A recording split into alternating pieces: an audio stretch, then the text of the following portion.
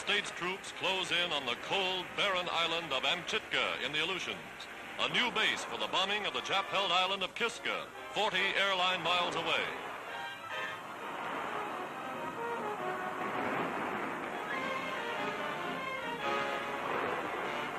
The Japs had completed reconnaissance of Amchitka, but this American convoy got there first. They seized the initiative in the struggle for this important chain of islands that stretches 600 miles west of Alaska like a curved sword pointed at the Japanese mainland. These official Army pictures, made during the winter, have just been released. Brigadier General Jones commands the operation. The shoreline hums with activity as Army engineers prepare runways for fighter and bombing planes. The Japs on Kiska Island are being heavily pounded almost every day. These Americans are ready for the fight to drive the Japanese out of the Aleutian Islands.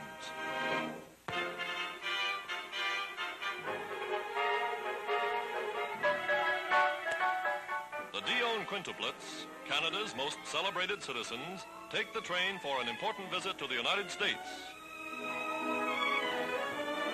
They will launch 5 war cargo freighters built in America for British use.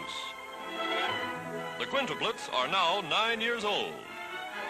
Annette, Cecile, Yvonne, Emily, Marie. The ships are 6,000-ton coastal vessels, and little Annette has been chosen by lot to sponsor the first one.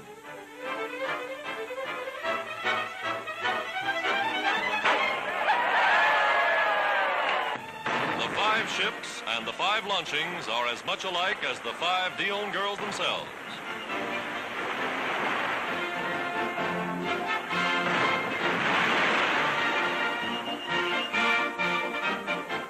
And now the little girls pay a tribute to their mother, 33-year-old Mrs. Dionne. Red roses and a special 5-way salute.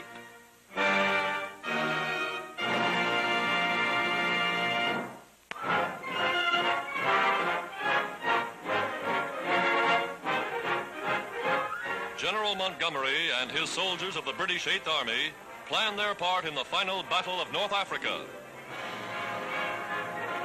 New Zealanders, Highlanders, men of England, these battle-hard troops have chased the Germans across the breadth of Africa and squeezed them into an impossible position in Tunisia. Through town after Tunisian town, the 8th Army triumphantly marches, pushing the retreating Axis troops northward as the British, French, and Americans pound them from the west.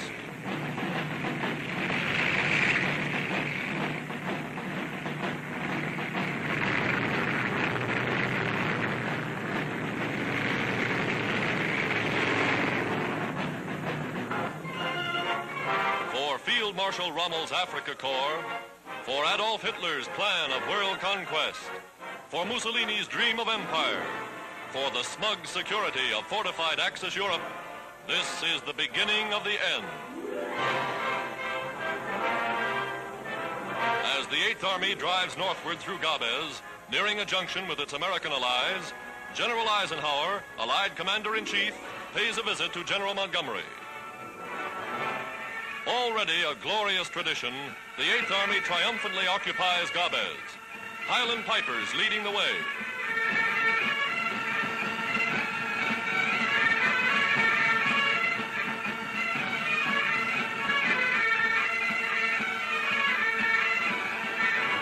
Supplies arrive by sea on the heels of the British successes.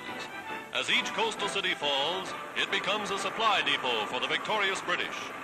Allied control of Mediterranean waters has made it possible to keep food and ammunition rolling right with the troops. The fleeing Nazis are given no chance to dig in. Montgomery pushes on without pause, his armor mauling the German rear guards.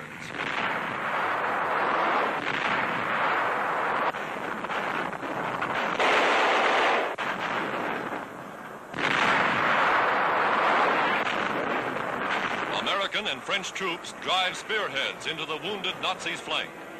Here the Americans got their baptism of battle, the hot flame that forged them into the fighting unit which was to overrun the German elite troops at BIZERTE. Past hastily made German and Italian graves, the Americans moved to meet their British brothers in arms.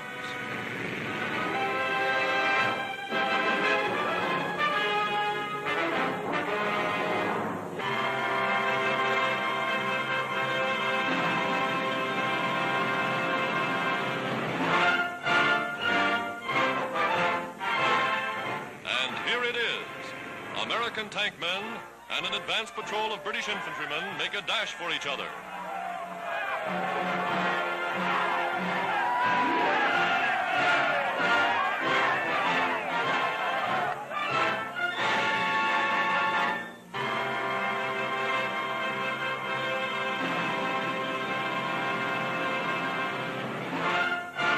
Allies in name, allies in action.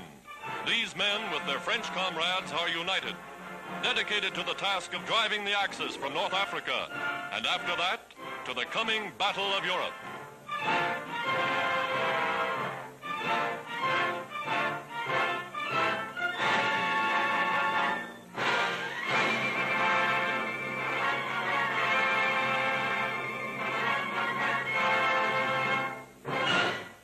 American and British air power sweeps the vaunted Luftwaffe from the Mediterranean skies in the opening phase of the last chapter in the Battle of Africa. Bombers and fighters pounding and strafing the Axis columns, frantically preparing a ring of defenses around the vital objectives of Tunis and BIZERTE.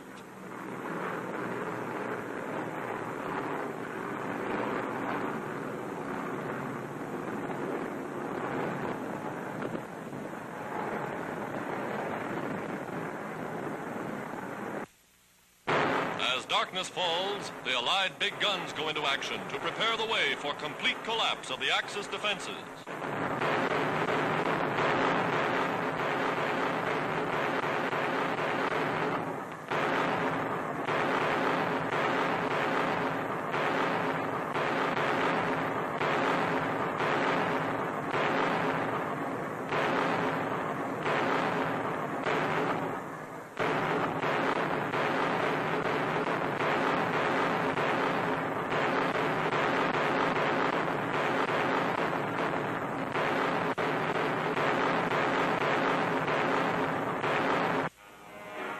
Nazi rear guards and Nazi wounded are caught up in the surging onrush of the Allied armies. The wounded are treated and cared for by Allied medical officers as the advance continues.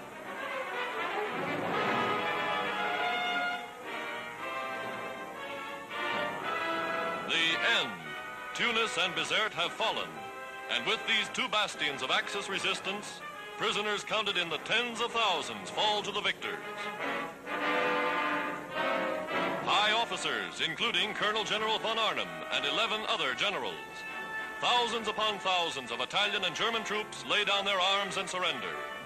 The Battle of North Africa, which has cost the Axis some 400,000 men in dead, wounded, and prisoners, is over.